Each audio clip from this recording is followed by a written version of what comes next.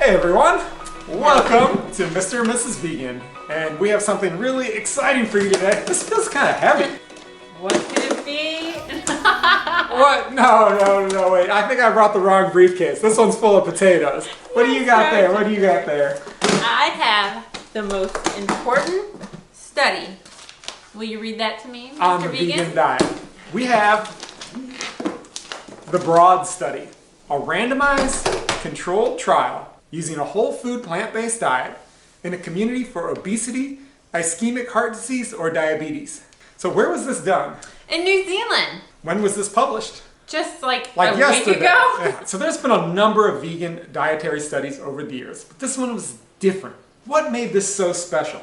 Because it was randomized. They had no idea they were getting involved in a vegan diet. In a very socioeconomic deprived section of New Zealand, where people have increased rates of type 2 diabetes and obesity, they sent out a mailer invitation to general practice patients, inviting them to come participate in a trial. The important thing about a randomized trial is that it removes bias, at least attempts to remove bias. Previous vegan studies, like maybe these people wanted to go vegan. One of the biggest arguments for the vegan diet is nobody's going to do that. What's so important about this is they prove that, yes, people want to do it. This is random people getting a mailer invite, and they don't know what they're showing up to. They just know they're overweight and sick and want to get better, and what they're doing is not working. And people are willing to try anything, and this is proof.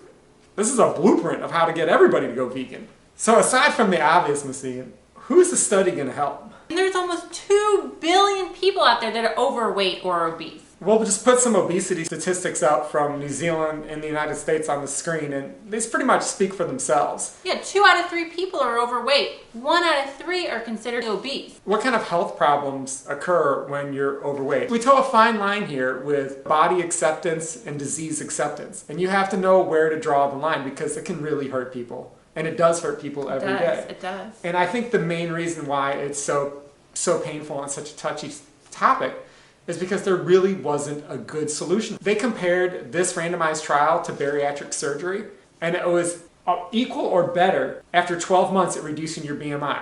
So you could have your stomach cut in half. Crazy. Or you could eat some potatoes. So let's get into actually what they were fed. So you show up, you get this mailer, I'm just going to follow down this chart here, and you're put into a control group, which is just sent to your doctor. The control group just gets normal care.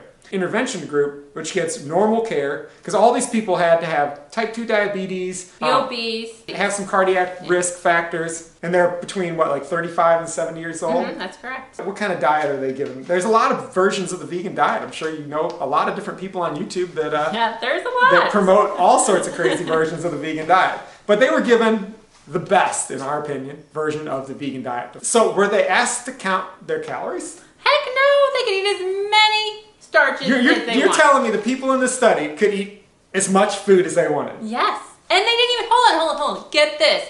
They didn't even ask them to increase their activity. They didn't even have to exercise if they didn't want to. So they can eat as much as they want, and they don't have to do any extra exercise. That is correct. And this is a weight loss study. Was it effective? It was the most effective weight loss study ever done. Really. That didn't involve starvation. Yes. Or mandate regular exercise.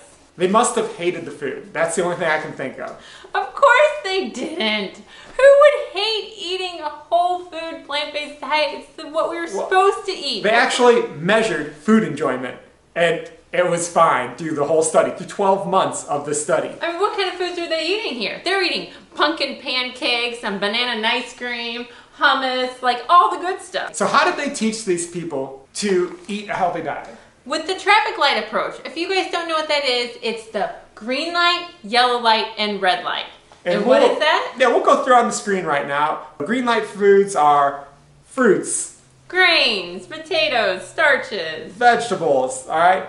Yellow light, these are more cautionary. tempeh, tofu, dried fruits, Juices. And then we have red light, which is, meat, dairy, poultry, eggs. oil, butter, nuts, seeds, and avocado. They were allowed to have a tablespoon or 2 of flaxseed to get their omega-3s. Following this traffic light approach, how much weight did they lose in 6 months? You're not going to believe this, guys. It was All you can eat. all you can eat. No added exercise. Yep. Follow the traffic light. 26 pounds. At effortlessly. Now let me tell you this. You might have saw What the Health when Kip Anderson was talking to the diabetes director, and he said, well, all diets work if you follow them, and forget the plant-based diet.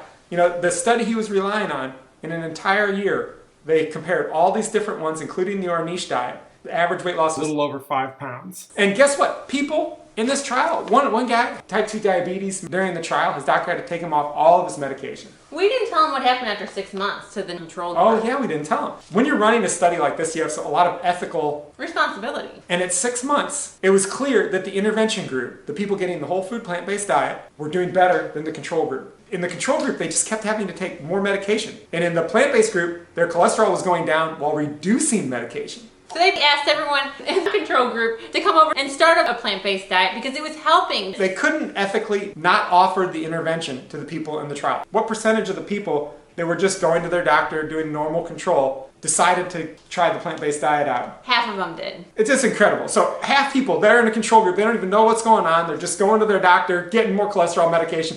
And then they're like, hey guys, 6 months goes by and they're like, you know, the guys in our other group, they've lost 26 pounds and like they're off their medications. Would you guys like to join? And half of them said, where do I sign? Oh yeah. You know, and think about that. 2 billion people are obese right now on the planet. If 1 billion of them took the same thing, I mean, imagine, boom, think about that. Millions and millions of vegans, all the animals saved, the environment, everything could just be.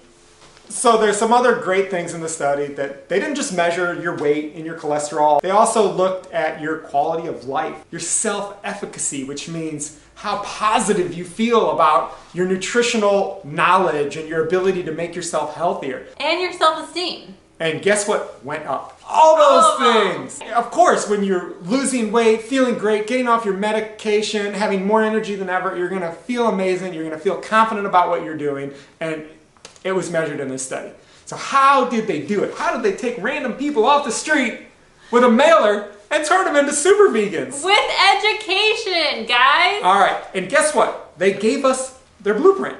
It's table 4. And you guys, anybody can do this anywhere, all across the world. The link's down below. You can download this right now. Use this on your parents. Use this in your community. And you can probably get like half the people you know to go vegan following this. Day 1, cinema night.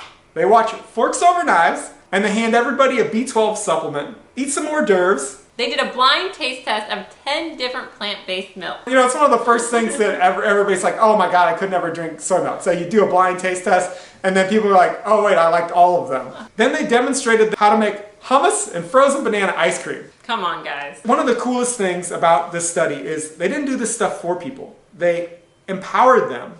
Strengths of this research include randomization, and real-world nature of the program, which involves community-dwelling adults who were provided skills and education but were responsible for their own food choices, guys. This is so important when you're helping people going vegan, is you empower them and help them be responsible. And this is how to do it. They had a cooked oatmeal and pumpkin pancake party. Yes.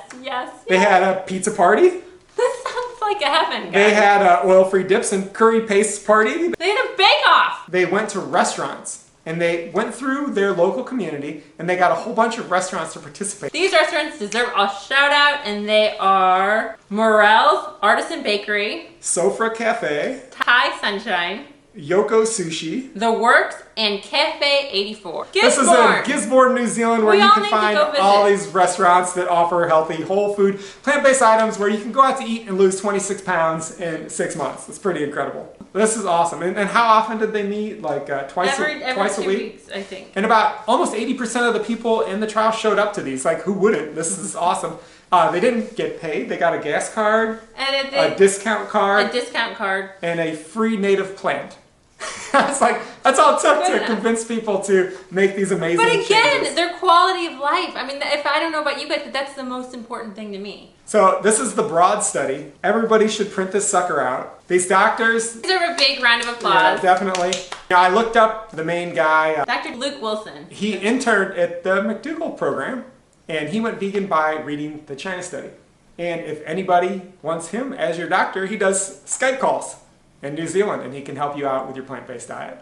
We'll add that information below, but this is super exciting, everybody, because it shows that given the opportunity, most people will adopt a plant-based diet out of the blue if told how to do it and shown how to do it and empowered with how to cook, how to go out to restaurants, and the nutritional information needed to fight off naysayers. And the best part about this, it verifies everything we say on WSLF. It's cheap, and if you need help, you need recipes, Miss Vegan and I have a cookbook, whole starch, low fat, life-changing cookbook, and just like this study, every day lives are changed by adopting a healthy version of the vegan diet. And we hope you understand what that version is with the traffic light approach. Yes, and that again, we're going to link the traffic light approach down below. And if you like videos like this, of course, give us a thumbs up and comment down below. We have a transformation coming up in our next video. And remember, if somebody tries to give you some woo about their vegan diet, ask them where their randomized control trial is.